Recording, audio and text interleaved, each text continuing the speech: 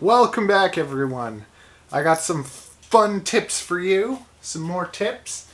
So today we're going to talk about the 5 steps to handling a snake that might not want to be handled, or that might be a little bit aggressive or defensive, because snakes are not aggressive.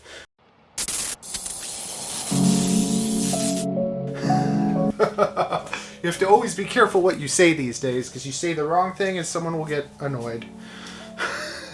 You know, snakes are so different, so to say snakes are this way or that way is wrong. You know, when people say, oh, snakes just will let you handle them because they tolerate you.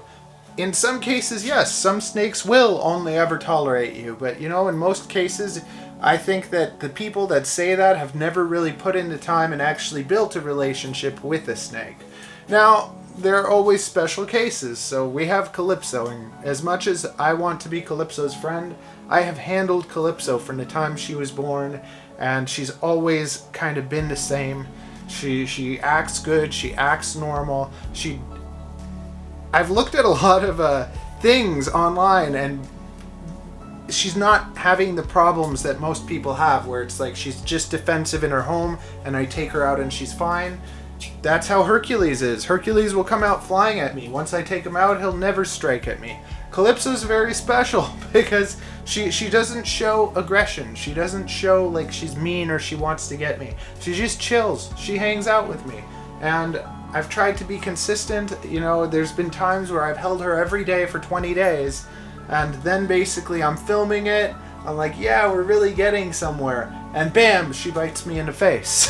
I shouldn't have let this snake hang out around my face. It was my mistake, and I paid for it a bit. It's not a good idea to let any snake really hang out around your face.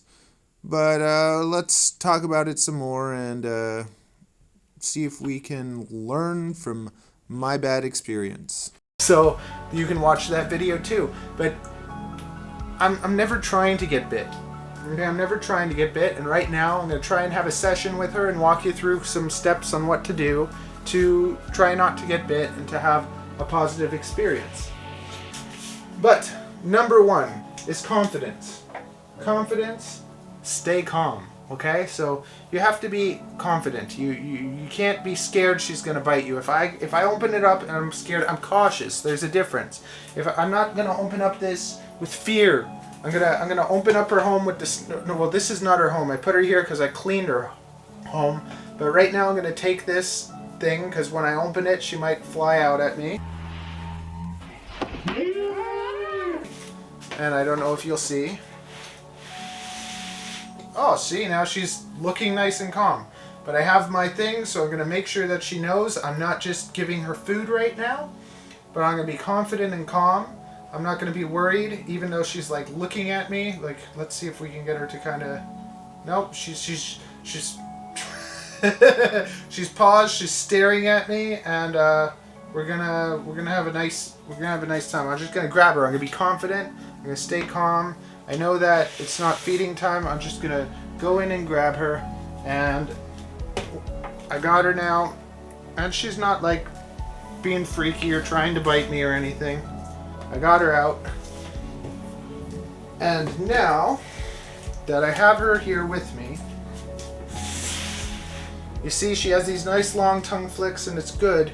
The thing I always have to be careful of is she likes to kind of like look around and whatever, but sometimes she'll kind of stop, she'll look at me somewhere, and she'll go for a bite. And she seems in a more curious mood than in a hungry mood right now. But I'm holding her nicely, so step 1, confidence, stay calm. And if she bites my shoulder or something, it's not that bad. Step number 2, watch the snake. Pay attention, okay? I'm paying attention to her, I'm looking at what she's doing. Snakes love to kind of just wrap around things and then you have a hard time getting them off. But if you paid attention to them in the first place, then they wouldn't have had anything to get around, and then you wouldn't be there for an hour trying to get them off a chair or something. So step 2, watch them. Watch everything they're doing. Watch their body language. Learn to read your snake. Step number 3, No face. That means don't let her be within striking distance of my face. So yes, yeah, she could strike my face if she turned around. But if I see that she's coming towards my face, I can put a barrier, because it's better for her to bite my arm or to bite my shoulder or something than to let her get at my face. So I always make sure that I have a safe distance from my face, because I don't want to get bitten in the face. If I get bit anywhere else, it's pretty good, or it's not that great, but I don't want to get bit in the face. Step number 4, spin. So if a snake is kind of like, let's say, eyeing you or coming at you or looking at you like it's gonna get you, now she's looking somewhere else. But if she starts coming towards me, I can kind of spin around and stuff. And when you spin, it kind of throws off their, it throws them off a little bit. It distracts them. Because when they're spinning, they can't really concentrate. They can't really focus on something when they're spinning. So if you see that it's locked onto your face or it's locked onto something, you just move, you just spin. Or if you're sitting and you're holding on to her and you want to kind of just distract her a bit, you move her over here, you move her over there. When you move her, she's less likely to strike at anything. Snakes really like to kind of lock in and then go bam. But if you move them, it stops them from being able to lock in on you. Very nice.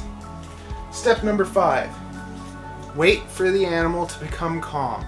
So if it's an animal that you're trying to take out and spend some time with and get it calm, you don't want to be putting it back. If you pull it out and it's all tense, and then you put it back all tense, you haven't had any progress. The whole point of doing a session kind of like this is I want to have a little bit of time with her. Let's say I just spend like these 4 minutes, 3 minutes, whatever it is, with her every day. I come in, I hold her for a bit, then she starts to get more used to me. She gets used to knowing that she's getting handled, and she's in a good mood today. She doesn't seem nippy at all. As she sniffs my arm. But this is Calypso. You never know. So with most snakes, I don't have to be as defensive. I don't have to worry as much. I can relax more. But every snake is different. Every snake you have to, develop the trust, put in the time. Calypso is not a nasty snake. She isn't a bad animal. She's just a little bit challenging, a little bit difficult. So that just means that I have to be a little bit extra careful, and I always have to be ready. So even if she's not going to bite my face, I'm not going to let her crawl on my face anymore, because I don't want to cause any problems. I don't want her to bite me.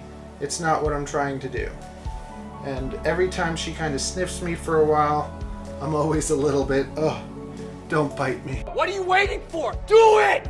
Just do it! Yes, you can! Just do it! That was 5 steps. Okay, now for the 6th step, the bonus step. End on a good note, okay? End on a good note. So see, me and Calypso, we had a nice time. We hung out for a bit, and now I'm going to let her kind of just go into her home and say goodbye on a happy note. So there she goes. She's going away. We've had a good time. We had a nice sesh, and now her home is all nice and clean, and later on we're going to feed her.